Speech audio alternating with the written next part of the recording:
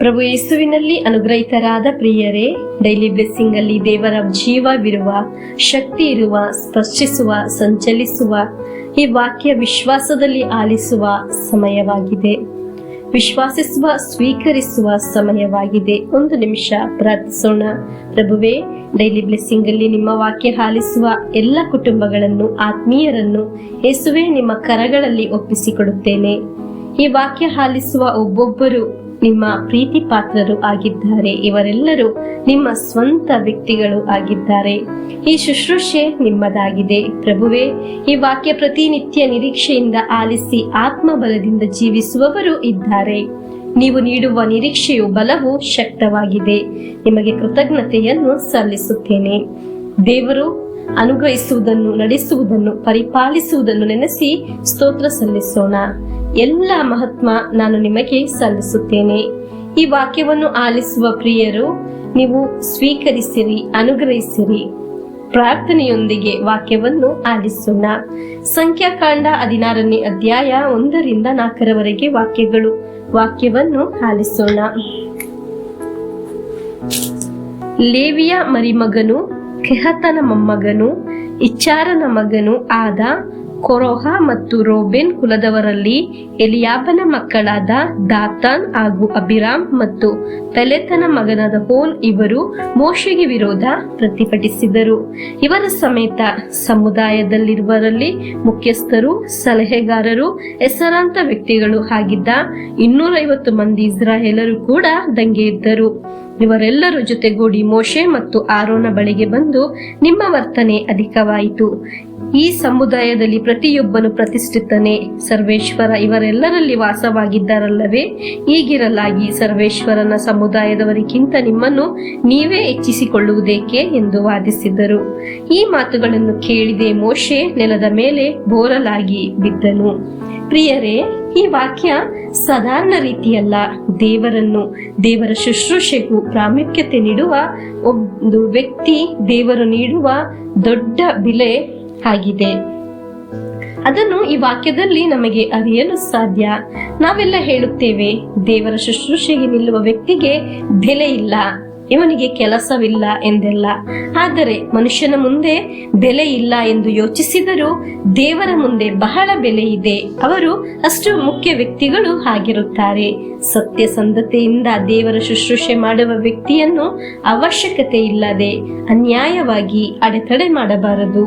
ನೀವು ಈ ವಾಕ್ಯಗಳನ್ನು ಅನೇಕರಿಗೆ ಕಳಿಸಿಕೊಡುತ್ತಿದ್ದೀರಾ. ಅದು ಸತ್ಯಸಂಧತೆಯಲ್ಲಿ ಮಾಡುವುದಾದರೆ ದೇವರು ಅದಕ್ಕೆ ನೀಡುವ ಬೆಲೆ ಅತಿ ದೊಡ್ಡದಾಗಿದೆ. ಹಲ್ಲೆಲೂಯಾ. ಪ್ರಿಯರೇ, ಯಾರಾಗಿದ್ದಾರೆ ಮೋಶೆ? ಇಸ್ರಾಯೇಲ್ ಜನರನ್ನು ಮುಂದೆ ಸಾಗಿಸಲು ದೇವರು ನಿಯೋಗಿಸಿದ ವ್ಯಕ್ತಿಯಾಗಿದ್ದಾರೆ. ಒಂದು ದೇವರ ಶುಶ್ರೂಷಕರು ಆಗಿದ್ದಾರೆ. ದೇವರು ಆರಿಸಿಕೊಂಡವರಾಗಿದ್ದಾರೆ. ಕಣ್ಣೀರಿನಿಂದ ದೇವರ ಸನ್ನಿಧಿಯಲ್ಲಿ ಕರೆಯೆತ್ತಿ ಪ್ರಾರ್ಥಿಸುವವರು ಆಗಿದ್ದಾರೆ. ಪ್ರಾರ್ಥನೆಯಿಂದ ದೇವರ ಸನ್ನಿಧಿಯಲ್ಲಿ ನಿಂತ ಮೋಶೆಗೆ ದೇವರು ನೀಡಿದ ಬೆಲೆಯಾಗಿದೆ. ಸಂಖ್ಯಾಕಾಂಡ 16ನೇ ಅಧ್ಯಾಯ 31ರಿಂದ 35ರವರೆಗೆ ನಾವು ಕಾಣುವುದು. ಆ ವಾಕ್ಯವನ್ನು ಆಲಿಸೋಣ. ಮೋಶೆ ಈ ಮಾತುಗಳನ್ನು ಹೇಳಿ ಮುಗಿಸಿದ ಕೂಡಲೇ ಆ ಜನರ ಕೆಳಗಿದ್ದ ನೆಲವು ಸೀಳಿತು. ಭೂಮಿ ಬಾಯ್ದೆರೆದು ಅವರನ್ನು, ಅವರ ಮನೆಯವರನ್ನು, ಕೊರಹನಿಗೆ ಸೇರಿದ ವ್ಯಕ್ತಿಗಳೆಲ್ಲರನ್ನು, ಅವರ ಸರ್ವಸ್ವವನ್ನು ನುಂಗಿಬಿಟ್ಟಿತು. ಅವರು ಸಜೀವವಾಗಿ ತಮ್ಮ ಸರ್ವಸ್ವ ಸಹಿತವಾಗಿ ಪಾತಾಳಕ್ಕೆ ಇಳಿದು ಬಿಟ್ಟರು. ಭೂಮಿ ಅವರನ್ನು ಮುಚ್ಚಿಕೊಂಡಿತು. ಹೀಗೆ ಅವರು ಸಮುದಾಯದಿಂದ ನಾಶವಾದರು. ಅವರ ಸುತ್ತಲಿದ್ದ ಇಸ್ರಾಯೇಲರು ಸಾಯುವವರ ಹಾಹಾಕಾರವನ್ನು ಕೇಳಿ ಭೂಮಿ ನಮ್ಮನ್ನು ನುಂಗದಿರಲಿ ಎಂದುಕೊಂಡು ಓಡಿ ಹೋದರು. ಸರ್ವೇಶ್ವರನ ಬಳಿಯಿಂದ ಬೆಂಕಿ ಹೊರಟು ಧೂಪಾರತಿಯನ್ನು ಅರ್ಪಿಸುತ್ತಿದ್ದ ಆ 250 ಮಂದಿಯನ್ನು ಭಸ್ಮ ಮಾಡಿತು. ಪ್ರಿಯರೇ, ದೇವರ ಸನ್ನಿಧಿಯಲ್ಲಿ ಸತ್ಯಸಂಧತೆಯಲ್ಲಿ ನಿಲ್ಲುವ ಒಂದು ವ್ಯಕ್ತಿಯನ್ನು ಅನಗತ್ಯವಾಗಿ ಅದು ಇದು ಹೇಳಿ ನೋವು ಕೊಟ್ಟಿದ್ದಕ್ಕೆ ದೇವರಿಗೆ ಎಷ್ಟು ನೋವು ಇದೆ ಎಂದು ತಿಳಿದ ಒಂದು ವಾಕ್ಯವಾಗಿದೆ.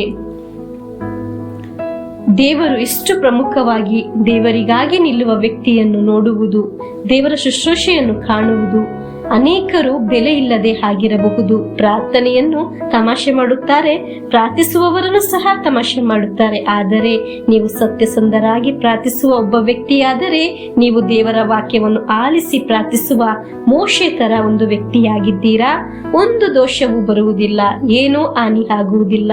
ಮನುಷ್ಯರ ಮುಂದೆ ಸ್ವಲ್ಪನೂ ಬೆಲೆ ಇಲ್ಲದ ವ್ಯಕ್ತಿಯಾಗಿರಬಹುದು, ಆದರೆ ನೀವು ದೇವರ ಸನ್ನಿಧಿಯಲ್ಲಿ ಬೆಲೆ ಇರುವ ವ್ಯಕ್ತಿಯಾಗಿ ದೇವರು ಕಾಣುವುದು. ಹಾಲೆಲೂಯ. ನೀವು ಬೇರೆಯವರಿಗಾಗಿ ಪ್ರಾರ್ಥಿಸುವ ವ್ಯಕ್ತಿನ, ಅನೇಕ ವ್ಯಕ್ತಿಗಳಿಗೆ ಈ ವಾಕ್ಯವನ್ನು ಕಳಿಸಿಕೊಡುವವರ, ನಿಮ್ಮ ಪ್ರಾರ್ಥನೆಗಳಿಗೆ ದೇವರ ಸನ್ನಿಧಿಯಲ್ಲಿ ಬೆಲೆ ಇದೆ. ಯಾರನ್ನು ಅನಗತ್ಯವಾಗಿ ದೇವರ ಶುಶ್ರೂಷಕರನ್ನು ವಿಮರ್ಶಿಸಬಾರದು.